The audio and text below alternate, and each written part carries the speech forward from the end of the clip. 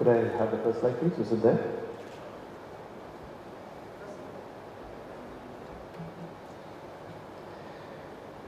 Can I start by asking you, how many of you actually use a classification for TL fracture? Any classification? Show of hands, please.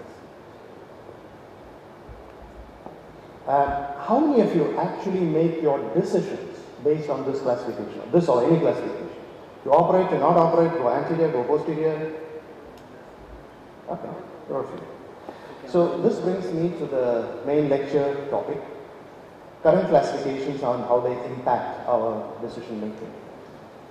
In this lecture, I'll quickly take you through the definition, the current classifications that are available, the impact of these classifications, some of the limitations, and a summary of my lecture.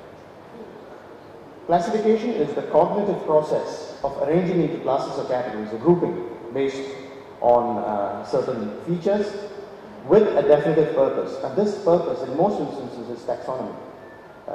Grouping, staging, storage and retrieval from a database, communication, teaching, assigning therapy. And to my mind, the single most important thing is assigning therapy and prognostication. You're familiar with all the classifications that we've had in history from 1929, Bolle downwards.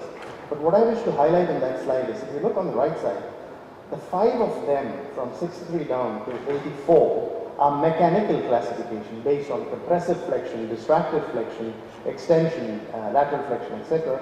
Subsequent classifications were morphological classification. And then finally you had the latest, last decade or so, most of the classifications have been emphasizing on the value of the PLC, the posterior ligament complex, or the importance of the PLC. The problem with mechanistic classifications, of course they are important, but they are highly speculative because we have no idea what the actual mechanism was at the time of injury. They are based on static images, not based on dynamic images, and very few of them have actually been reproduced in cadaveric models. So it's completely imaginatory, the mechanical principles. However, there are two mechanical principles which are critical to the management. One is the tension band and the other is the load sharing principle, and these I think you're all familiar with. Let's come to clinical decision making. The basic decision that we have to take is whether to treat this fracture non-operatively or operatively. And once you decide on the non-operative, you have to decide whether it should be recumbent, ambulant, to brace, not to brace, duration of bracing, and what type of brace you should use. Operative decision is also equally complex. You have to decide whether to go front or back, or combine front and back, whether to instrument short, long, intersegmental fixation, whether you need transpedicular bone graft, whether you need fusion, whether you need crosslinks, what is the optimum time of surgery. So there are several aspects to every decision that you make. And does this classification actually help us? The latest classification I suspect many of you would be using is Vaccaro's TLIX. This is a fantastic classification. I know that you're familiar with it and you use it every day. It's got 3 domains, the morphological domain, the PLC domain, and the neurological domain. What I really like about it is, for the first time, somebody has actually said the PLC is important and we have to grade it and we have to score it. That underscores the importance of this structure. And it's probably one of the few classifications that actually emphasizes the neurological domain. What the scoring system says is, if you have less than 3 points, it's non-operative. More than 5 points, it's definitely operative. 4 is somewhere in between. This is a good system to differentiate between when to operate and when to treat conservatively. It also, you can use it for timing of operation. For example, if you have an incomplete neurology, probably it's wise to operate emergency, and otherwise on a regular basis. The advantage, it is a good scoring system. Disadvantage, it is not a classification. It's not a morphological descriptor. You cannot communicate with another guy, you know, this is TLIX 4 or 5. It makes no sense. You cannot say that this is, you cannot store in a database and retrieve it from a database because it's completely useless for those purposes. It does not give you further decisions because based on the TLIX, you cannot decide whether you have to go anteriorly, posteriorly, long segment, short segment, fuse, not fuse. It doesn't help you. So further decisions are not helpful. The good thing is it integrates neural injury, unlike all other past classifications. Now you have to ask yourself, is that good or bad? Is it important to integrate neural injury? But personally, I don't think it is. I think it is, the neural injury is only an association with the thoracic, with the musculoskeletal injury. Unfortunately, though it does help make some decisions, for example, decompression, it does not help make a lot of other decisions. For example, whether you should go anteriorly, posteriorly, long segment, short segment, it doesn't help the decision. The neural tissue is a completely independent tissue. The injury mechanism is completely different from the musculoskeletal tissue where you have only a primary injury mechanism. The neural injury has got a cascade of secondary injury mechanisms. The recovery potential of neural injury is completely different from musculoskeletal injury. The management strategy of neural injury at this moment is only decompression, but in the next 10 years, perhaps it's going to be stem cells, it's going to be growth factors, and several other things which have got nothing to do with the musculoskeletal injury. The prognosis of neural injury, you're well aware, is totally different from that of vertebral injury. So there is actually no rationale in integrating the two except to decide when to operate. So what I would suggest is perhaps it's slightly better to do what the AO trauma guys have done, to use this particular model. Say this fracture is an open fracture, it's A2.2, 42A2.2 with an MT4, which means there's an associated musculotendinous and tegmental damage, and an NV4, which means there's a neurovascular grade 4 injury. So that is perhaps rational. This, for example, this reverse fracture, PLC is intact, the TLIC score is 4. It doesn't tell you anything except that you probably need to operate this guy. But if you look at, the moment you say it's an AOA3, it means that he has to be operated anteriorly. Here's another TLIC score 4. It tells you that there's a PLC injury, and beyond that, it doesn't tell you anything at all. But if you say it's an AOB1, it means it has to be operated short segment posteriorly. You have to have a fusion on that. Here's another TLIC 4. It says probably to be operated, but the moment you say that it's an AOB2, it has to be operated from the back and no fusion is indicated. So for my purpose, for my practical purpose, I think the AO classification does help me decide whether it's a non-operative treatment, and if it's an operative treatment, the approach, whether to instrument short or long, whether to use intersegmental fixation, bone grafting, fusion, and whether to use a crosslink. For me, it's a prognostic classification because from A to C, there is an increase in, the prognosis becomes poorer, and from group 1 to group 3, the prognosis becomes poorer. We know from the original publication of these authors that in the 1,400 cases that they did, from A1 to C3, the neurological complications will progressively increase, and this has happened in the experience of all of us. The management strategy according to the AO classifications, if it's A1, conservative, A2, conservative, and if surgery is indicated for neurological complications, anterior decompression, if A3, again, conservative, if indicated for neurological issues, anterior, B1, short segment posterior with fusion, B2, short segment posterior without fusion, B3, anterior without fusion. All C injuries are to be treated with long segment posterior with fusion and a cross-link application. This is from Max Adie's latest paper in 2010. Let's look at this. This is a TLIC score 8, which means it needs operation. But the moment you say it's AOC2, it means that it needs long segment, posterior stabilization with fusion and a crosslink, and then you can choose whether to need an anterior or not. But the AO classification is inherently weak because it doesn't include the neurological domain, it is not a good scoring system, and the intra-observer variability is considerably large in this system, and it's quite a cumbersome classification.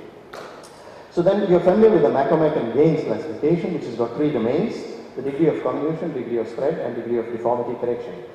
Now, this is good in my mind for only one thing, and that one thing is very critical, to decide whether you should approach anteriorly and do a load sharing supporting construct. If the scoring is again a scoring system, if the score is less than 6, you would choose a posterior. If it's over 7, you would choose anterior. There are several authors, including Beccaro, whose reference is given down there. He said that it doesn't predict PLC injury, it doesn't predict neurological damage, it doesn't predict final outcomes, so it's not a good scoring system. But there's a lot of clinical and experimental evidence out there to suggest that it gives us one thing. It tells us clearly when to approach anteriorly. So if you start looking at classifications very objectively, this is a paper by Beatty Hansen and Jens Chapman, they have told us that you have to look at 3 domains: the content, the methodology, and the utility. Within the content itself, anatomy, biomechanics, clinical, and the severity of the injury itself. In the methodology, we have to look at the predictive validity, which means does it predict outcome, and the reliability, the inter-observer variability. But most important is utility. Is this classification useful to us? If, like what you said in the beginning, you're using a classification but you're not using it for treatment or prognostication, it probably has very little value. So the summary, what I've been trying to tell you in the last 8 to 10 minutes is, at this moment, we do not have a single classification that would meet all the criteria that we would want to incorporate in a classification. The TLICS is a very good scoring system. It tells you when to operate, operator versus non-operator, just a scoring. It's not a good classification, not a good database, nothing at all. AO classification is perhaps the most comprehensive classification which is useful for treatment decision, prognostication, communication, etc., etc., etc. Weakness, it doesn't have the neurological domain. and it can be cumbersome. I would use the LSC to supplement, the load sharing classification to supplement one item.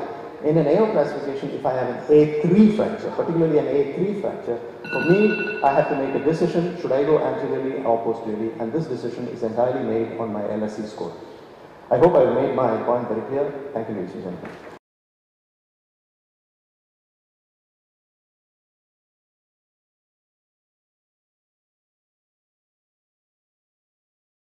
Thank you, sir. Good morning to everybody. Okay, the slides are not here. They're not here. Okay, right. The surgery for traumatic spine aims at stabilization, decompression, and aims at early mobilization of the patient as such. And there are tools available to use percutaneous pedicular fixation, one above, one below, or even now multiple level fixation can be all done by MIS. What about decompression? You can do an indirect decompression, the old system reverse fracture where you fix one above, one below to a ligament axis, it's an indirect decompression. Or you can do a direct decompression by anterior thoracoscopic procedures in the thoracic and thoracolumbar spine. And now the same can be done by these mini-open techniques using tubular retractors and doing a posterolateral decompression, and you can even take the fragments out which are in the anterior portion of the spinal canal. But the single most important indication for MIS is a damage control spinal stabilization in critically ill polytraumatized patients where you can quickly stabilize a fracture like this, polytraumatized fracture dislocation, in the emergency itself, one above, one below, percutaneous fixation.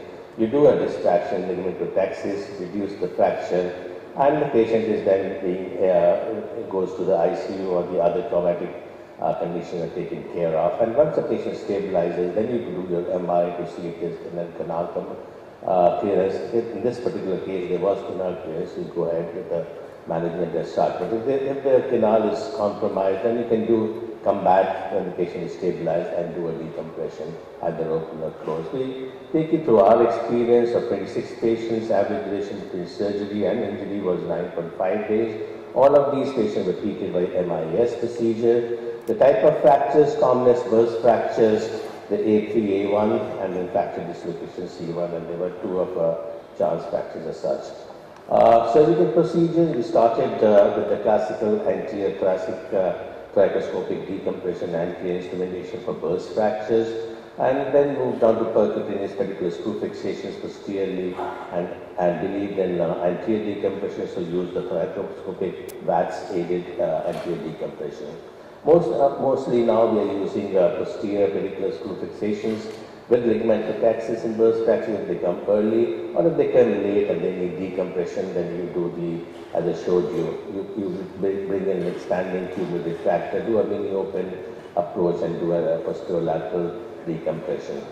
A fracture, D11 burst fracture, D12 burst fracture. In this case, we had done the earlier technique. We do a mixed hybrid type of approach, thoracoscopic T10, T11 passing screws, and do a mini anterior decompression and L1 screw fixation. And this was the case, 8 months follow-up, and with improvement in neurological deficit as such.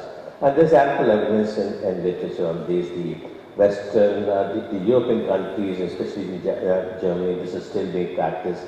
Most of the fractures there are being treated by thoracoscopic decompression and fixation as such, and that's the evidence for you.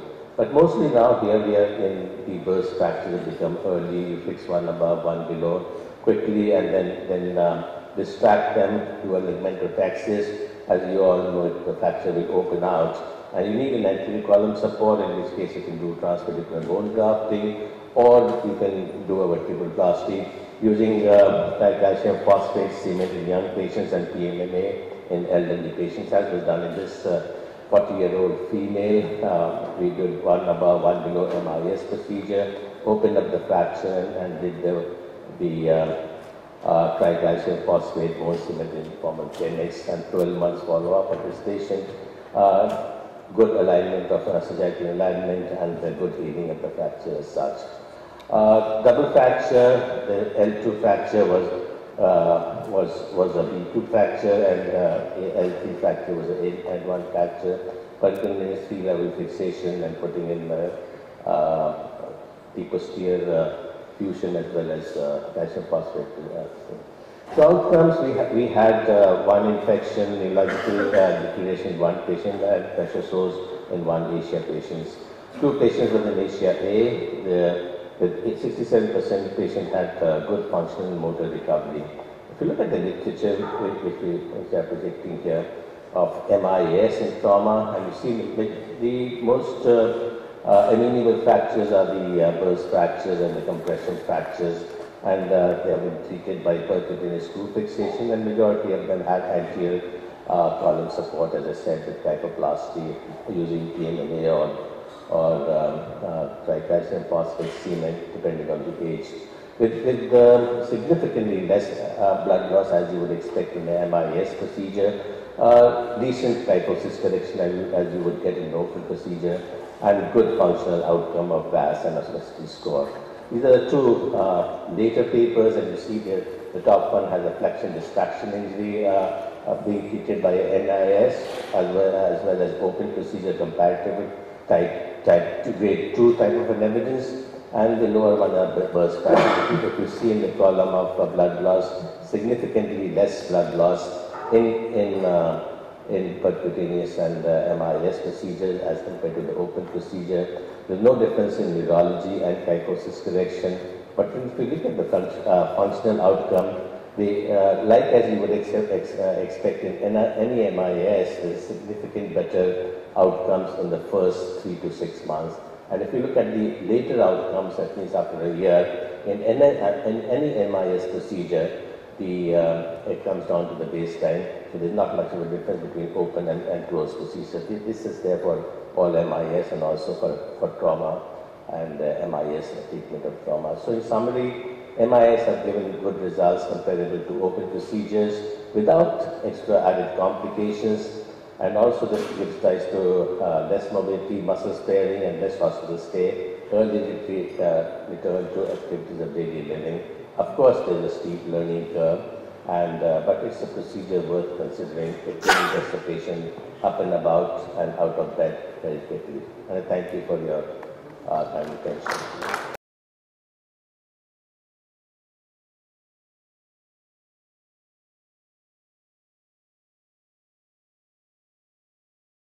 I'm going to talk on thoracolumbar fractures, which, if maybe treated conservatively and they can go into kyphosis on conservative management, or if they are treated surgically, also some principles biomechanically may have been followed, or the anatomical fracture variation may be different, which can lead to kyphosis. So I'm just going to lay out the anatomy, because this slide hasn't come. Okay, I can see it here. That's fine.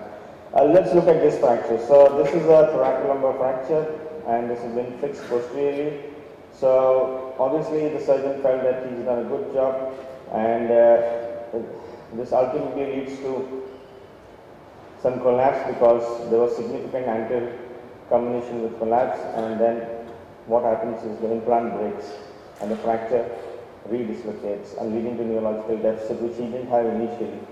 So though the surgeon has fixed it posteriorly and he thought he's done a good job, this is failed. So it's very important to understand the anatomical outcome after a thoracolumbar fracture or a lower lumbar fracture and the biomechanical aspect. So I'll take you briefly through that.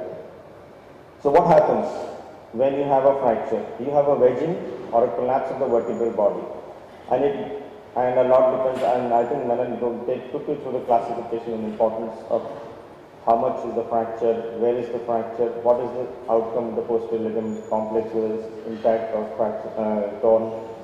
So the end plate fracture also is very important. So if the end plate is fractured, it can lead to disc disruption and collapse of the disc later on, and that can cause post-traumatic kyphosis. So what happens when there is a wedging, there is an end plate fracture, there is a torn posterior osseous ligament, the local instability causes, if it is treated, for example, if it is treated conservatively, it causes collapse, then there is kyphosis locally there, and then subsequently it has biomechanical implications. So this is what happens. So you get kyphosis there, and in order to compensate for a horizontal gait, a patient has hypokyphosis of the thoracic spine and hyperlordosis of the lumbar spine. So there is facet arthropathy and impingement posteriorly, and the hyperlordosis causes back pain. And I've seen patients where they have been fixed for lumbosacral junction because of a kyphosis at a thoracolumbar junction. So this is what happens. And it's very important to understand the sagittal plane profile, which is mandatory to treat these patients. Unless you understand the sagittal, you have to rebalance these patients, because otherwise they have fatigue and pain. Which are the fractures which are prone to kyphosis? So look at this fracture. You can see there is a fracture which is a burst, as a flexion distraction injury, and has got the posterior ligament complex is completely torn. If you don't take this into consideration, don't take the amount of anterior wedging into consideration, and you do a short segment, then this will fail. And so you at least, this can cause acute kyphosis. So these patients, at least you have to fix them 2 segments above or a long segment, as many said. It's also important, he did show this classification, Gaines classification, that anterior column, what is the situation of the anterior column? If it is stable, if it is intact, then it's okay, you can fix it posteriorly. If it is grossly comminuted, severely kyphotic, and there is a lot of collapse, then obviously you will have to think of the anterior column as well. So which factors lead to poorer outcome? When the deformity is severe, especially when there is a post-traumatic deformity in the thoracolumbar junction or the lower lumbar spine, end flake fracture with disc disruption, angular deformity, and these can all lead to nonlinear and instability. So even if you treat them conservatively, they may come into late post-traumatic collapse. And if you treat them surgically also, if you don't respect the biomechanical principles, in this case you will have implant failure and post-traumatic collapse as well. And if you don't have union, this patient surgery has been done and the surgeon has put a cage in, and but obviously the posterior tension band has not been correctly formed, and a lot of tension has been created while putting these screws in, and these causes implant failure, leading to pseudoarthrosis and pain, and later so you need to revise these patients again. Investigation, I think you all know you have to go through a full clinical examination, x-rays, compare serial x-rays, CTs and MRIs, CT especially if they have had surgery. But in fact, if there is infection is a concern, then you need to do all the routine workup. The goals of the surgery is to restore sagittal balance, release the neural structures, decompress foraminal stenosis, and obviously correct the cure the pain because of the compensatory curve above and below, and correct local instability by fusion. This is a subacute type. This is a patient who was treated conservatively with a collapse, and this is a young lady which I did many years ago, and obviously this anterior column has collapsed, so you need to do some anterior column support, and we went in, put in a posterior fixation and put a tricortical graft, as you can see there. When the collapse is very significant, as in these osteoporotic patients, you will have to reconstruct the anterior column, either anterior, posterior, or from posterior approach. And you can see with anterior column support, the fusion does take place, and even with a short segment fixation, you can get away with this. When you get late and fixed post-traumatic kyphosis, you will obviously need to get an osteotomy, and there are many osteotomies, and the first 2 days you've heard about all the osteotomy procedures. And so you may go anterior plus posterior, but you can get away by just doing a posterior subtraction osteotomy, doing the MRI, CT. So we did a posterior subtraction osteotomy, though we didn't get a very good lordosis, but a significant sagittal balance has been achieved. Complications, as I showed you the earlier case, and the surgeon thought because the implant had fractured and was causing pain, and the patient said maybe if you remove my screws, my pain will go away. They removed the screws and he went into more kyphosis and getting the root symptoms. So this has to be all revised. Let's quickly go, I've got 1 minute, I'll quickly go through this case. This is a lady who had a simple osteoporotic fracture, which could have been treated with kyphoplasty. It was treated conservatively, when collapsed, then had started getting neurological symptoms, then was treated anteriorly. Osteoporotic fractures, unless you recreate posterior tension and get a good segment fixation, this failed, and she developed severe pain and spasms and was not able to move, and this was the MR, so the decompression was not adequate, the kyphosis was still there, and compression was there, and it was not stable, so we had to revise this from posterior. This is another case where the biomechanical principles were not respected, and as you can see, this simple thoracolumbar fracture went into kyphosis with screw pull out, and we had to revise it posterior and anterior. So in conclusion, post-traumatic deformity are due to failure to treat or due to failed treatment. Most post-traumatic deformities are due to local kyphosis, which may present acutely, subacutely, or as delayed rigid deformity with loss of global cycle balance. Correction of deformity, neurological decompression, fusion, and correction of global balance is the treatment of choice. Understanding the fracture morphology and applying the correct biomechanical principles are important to avoid iatrogenic post-traumatic deformity. Thank you.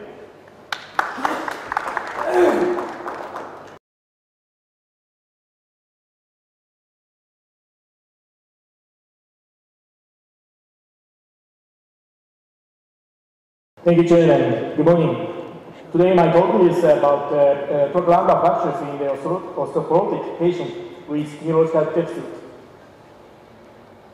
This slide shows temples of the percentage of the elderly people over age 70 in each country. This is Western countries and this is Asian countries. I'm sorry, it is in Japanese, written in Japanese. The percentage of the older people is increasing in all countries. The red line is Japan and blue line is India. Where the increase rate is population is the most rapid and remarkable in Japan. This means that our country is developing the most in this field. You can see the change in posture by age 50s, 60s, 70s, 80s. There are many people in the hospital who look like this. One of the causes of the posture change is vertebral fracture. This is an 80-year-old female. She complained of back pain for 3 months after falling down. She had a vertebral fracture here. Fortunately, she did not have a neurologic deficit. What kind of treatment would you choose for this patient? We performed vertebroplasty for her. I'm not sure here in India whether you perform vertebroplasty in clinical practice or not. We started this surgical treatment in 2011. Also, there have been some reports that said no evidence of vertebroplasty, but there are some papers which describe the efficacy of VP. In Japan, vertebroplasty is covered by public health insurance, and it has become very widely popular. Here's a slide, video. This video.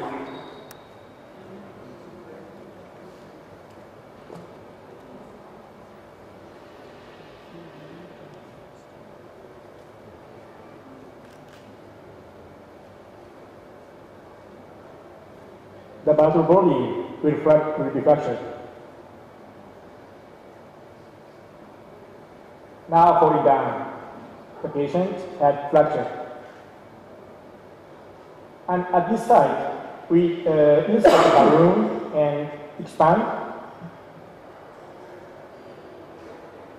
And the cavity will be filled with cement. This is balloon kyphoplasty, BKP. Thank you. Okay. We usually use dual image and mark the target vertebral body, and percutaneous approach is made and vertebroplasty is completed. This is the X-ray after BKP. The result was very satisfactory. This is our data. The visual alarm scale, thus for the back pain, decreased immediately after surgery and maintained thereafter. The indication for BKP is that severe back pain due to osteoporotic vertebral fracture at one level only, multiple myeloma and metastasis spinal tumor at 3 levels. The contraindication is fracture or posterior wall of the vertebral body, such as burst fracture. This is another case. An 84-year-old woman with back pain plus right butt pain 6 months after vertebroplasty. This patient had vertebroplasty at another hospital and transferred to our hospital. Her CT revealed fragmentation of the cement, and the cement was not within the vertebral body. Spinal cord compression was caused at the fracture site.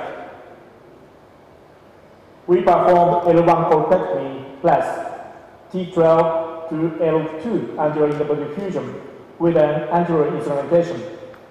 This approach can be made without dissection of the diaphragm. We did not open the first cage.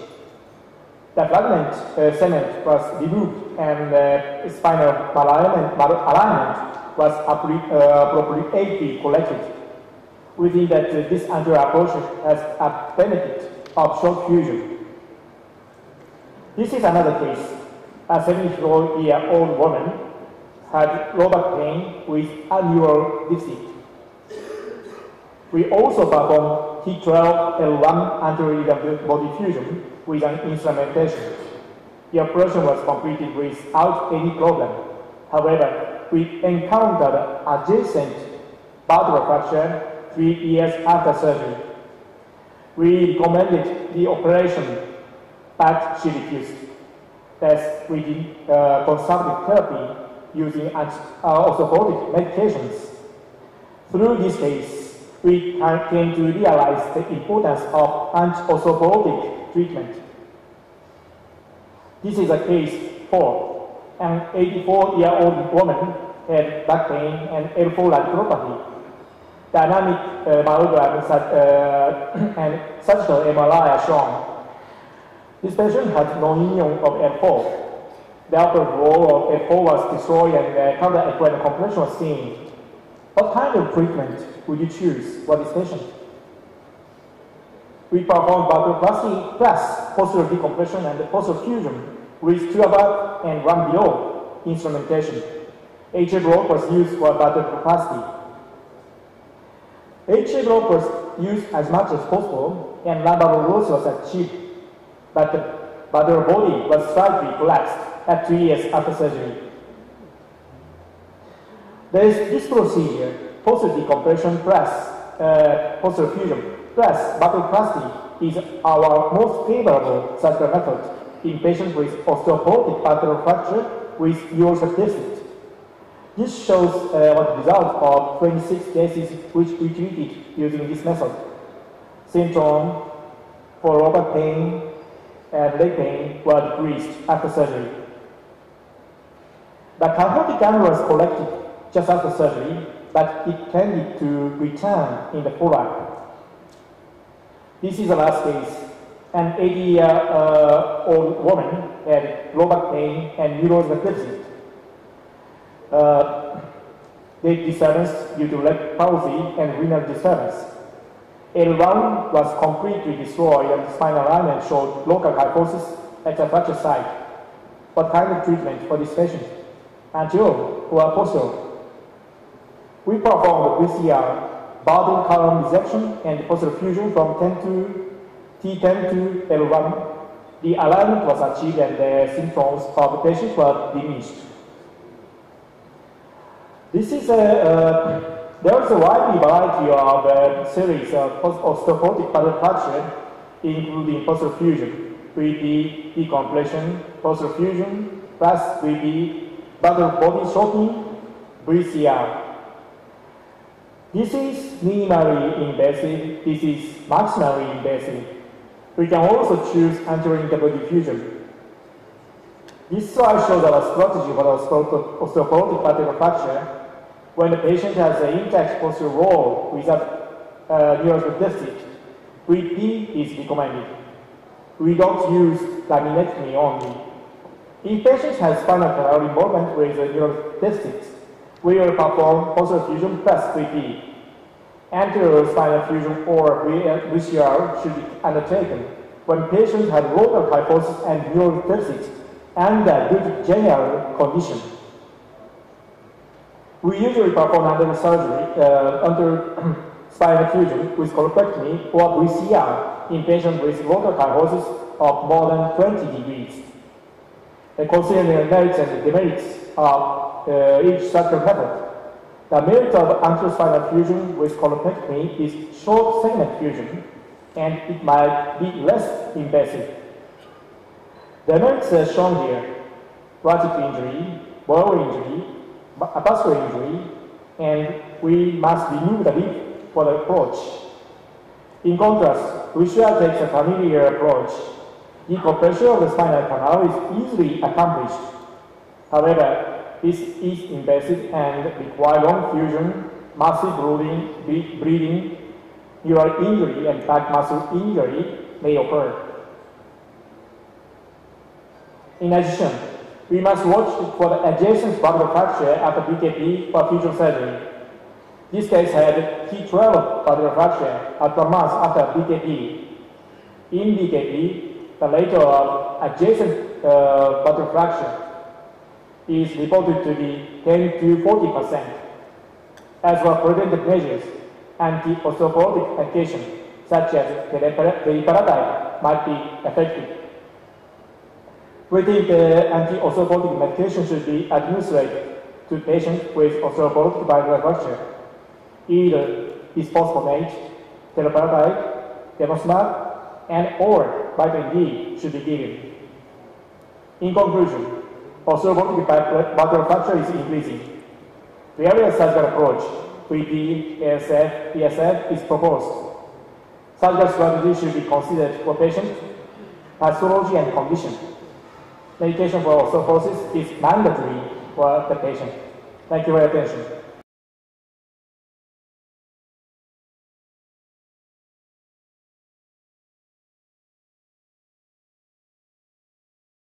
Good morning, ladies and gentlemen. In fact, I am filling in the gap for Dr. Balabarba could not arrive to deliver his talk. This is my disclosure slides, and I thought it would be appropriate to present his excellent review articles and the knowledge to fill in his void. So this was fairly recent, I think 2010, that he summarized the 7 years data in his institute in Seattle in Washington, and find out about 122 cases, and he summarized what happens to these ankylosing spondylitis patients. And these were the key points in that system. The spine fractures occur patients with ankylosing. It was not just ankylosing spondylitis, and also diffuse idiopathic skeletal hyperostosis of dish, because they behave more or less similarly. And those ankylosing spinal disorder patients, the fractures are typical of 3-column fracture and not like a wedge compression fracture or anterior column, posterior column. You cannot classify this fracture in traditional way. They usually happen all 3 columns together.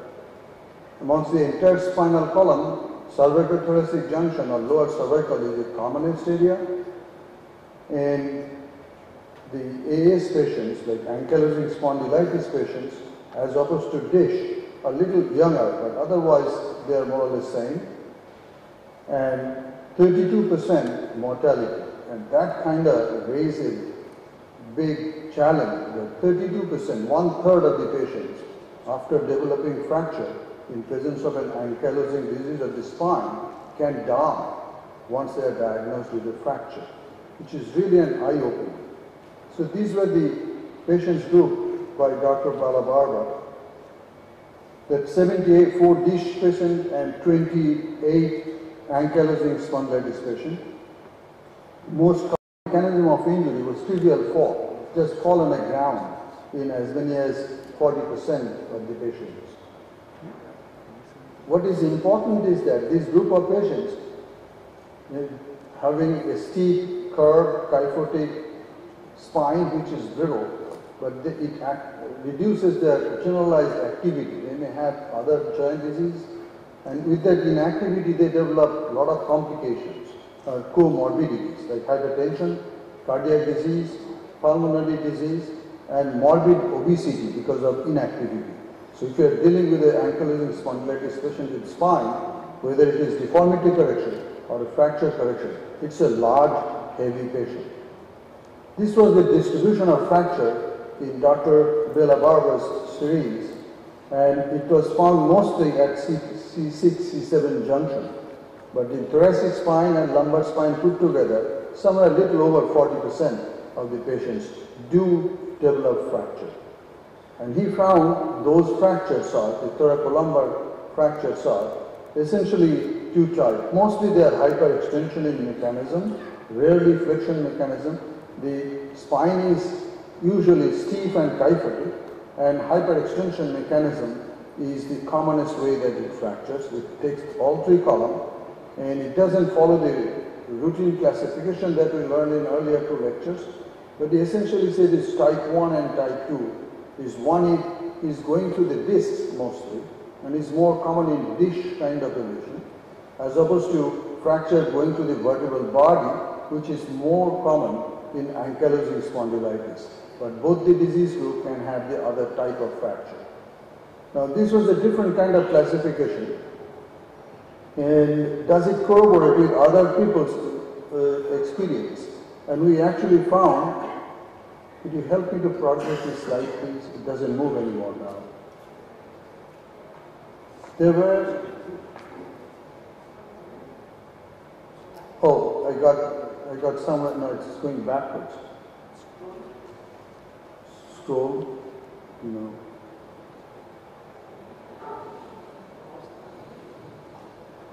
It scrolls.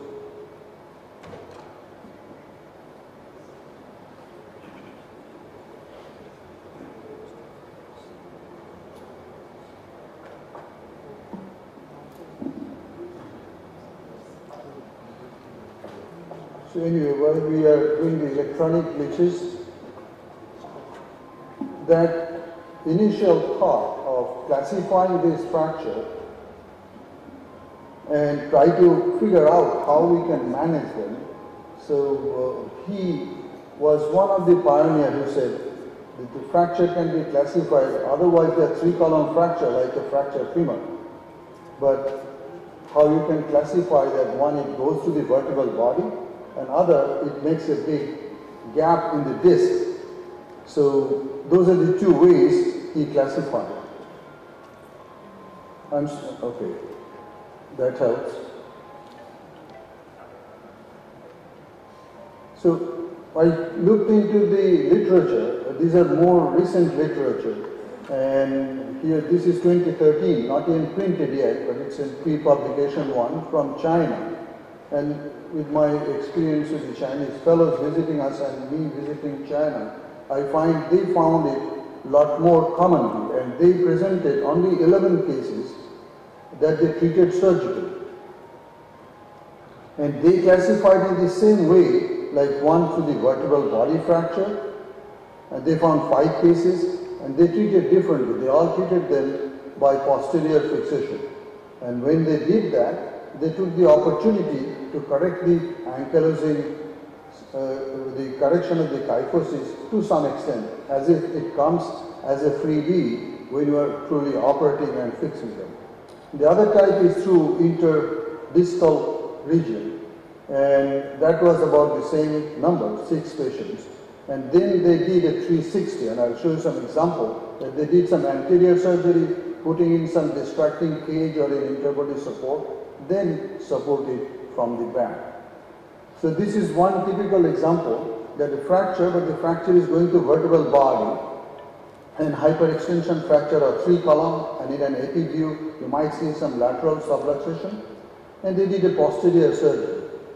And usually you can collapse the posterior column to some extent without making the surgery much bigger, and maybe you can correct the kyphosis to some extent.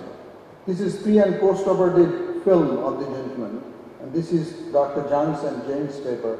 So I'm not quite convinced that we have achieved a lot of correction, but in some people you might actually expect reasonably good correction, as long as you can expect the correction by positioning the patient on table. But at surgery, at least we do fusion in situ, accepting whatever correction you can get easily. And this is other kind of fracture where you might find a gap, and they concluded that these are interdiscal kind of a lesion. And I'm not quite sure, because this is only a follow-up of 11 patients, but to my experience, often I find that these are late presentation of the fracture, that patient had a hairline fracture that is barely one can see, and then come with pain and kyphosis progressively, and this kind of picture are more common in that group. Whether it started in the disc or in the vertebral body, I do not know, but that's how it looked like, with sterose margin above and below, and a gap and a kyphosis. If you correct the kyphosis through that gap, the gap becomes large, and then you need to fill that gap with something, otherwise it's not going to fuse. You cannot get a fracture fusion. And this is how they thought that the two groups are different, that one fractures to vertebral body, only posterior compression will be enough, and the other opens up to the disc. But in my experience, you can see both these groups are the same mechanism of injury. It's just a matter of time. More acute injuries, you see something that is like this, and if you leave these patients undiagnosed for minimal symptom, they might come sometime later with a fracture like that. I also reviewed other more recent review papers, and this is French review. A lot of material in there. There are some software to read it in English that I wasn't lucky enough to download and read it in English. But from their abstract, I could gather some of the information. And let us see, does it really match with what we have learned so far from the previous two deliberations? They say the spine is brittle, and that's why it breaks with low energy trauma. I agree with that. No history of trauma, maybe they are almost in 20%. So about half the patients come with a frank trauma, other half can remember to some extent, 20% may say, I never remember, it's just coming with back pain. Then that delays the diagnosis in as many as 30% of the patient. The cord injury is very common, almost 70%, either at the beginning or in the form of a progressive neurological deficit. And that indicates that these are mechanically unstable, the very high incidence of spinal cord damage. You need to fix it. The conservative treatment in the form of a brace is very unlikely to work. The reason is, in normal spine, you can use a brace even in a fairly unstable injury, because whatever movement that the brace would allow, it happens in other segments. But here, it is like a fractured femur. Even if you put the brace on, none of the spine moves. Any little movement that the brace will allow, it happens at the fracture site. And that's the reason that you get non-union more often. And once again, even in this French group, the mortality rate was 30+%. So that worries us because of a lot of comorbidities. And in this group, they found age more than 70, comorbidities, and fracture with low energy trauma are predictor, significant predictor for mortality. They surprisingly classified not in 2 types but in 4 types. It's a little more comprehensive. Type 1 is open wedge anterior fracture. Again, 3 column, it just opens up. On sawtooth fracture, when it is not like a smooth cut but there is still some jagged margin. Type 3 is an occult fracture. It could be a little different, that is a pseudo fracture or a faint line, hardly recognizable, but bone scan show positive, and it will end up with a bigger fracture and comes with displacement unless you recognize and fix it. And type 4 is like a common fracture for any other thoracolumbar fracture with a major trauma because of ankylosing spondylitis. Doesn't make you immune that you cannot have other type of fracture. Let us see some example, and these are my examples now. This 52-year-old male person had a cardiogenic shock and had an emergent call, the cardiac arrest team call came in and did some cardiac massage and intubation, and as a result broke the neck and also broke the thoracolumbar spine. And this is another patient, had a fracture, the typical fracture that I suggested, And this is the MRI scan. Patient had early neurological deficit, and we just fused in situ. Like in situ means just accepting this amount of correction and no more, because we don't like to make a big gap in front. This is another interesting case, and you could see the number. 1991 had a fracture in the cervical spine, the commonest area that ankylosing spondylitis spine get fracture, and we did minimal surgery. And 1992, but 94, so 4 years later or 3 years later, came with progressive kyphosis again, so anteriorly we had to give support. So we were okay in 1994, but not too long. Here you can see the patient returns again in another couple of years' time. The progressive kyphosis and the bone scan showed up here and here that it's developing something wrong out there. Call it pseudarthrosis, call it new fractures or intradiscal type of fracture. That's what they were developing. Without putting any cage, we just here did a posterior support in 1997 now.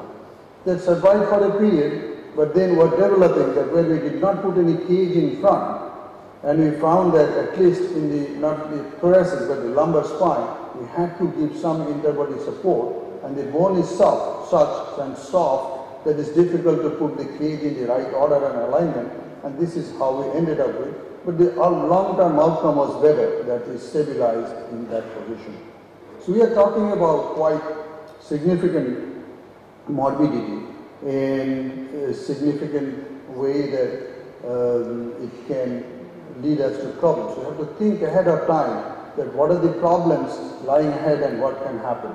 And it's not just you can come and treat it like any other thoracolumbar fracture. Thank you very much for it.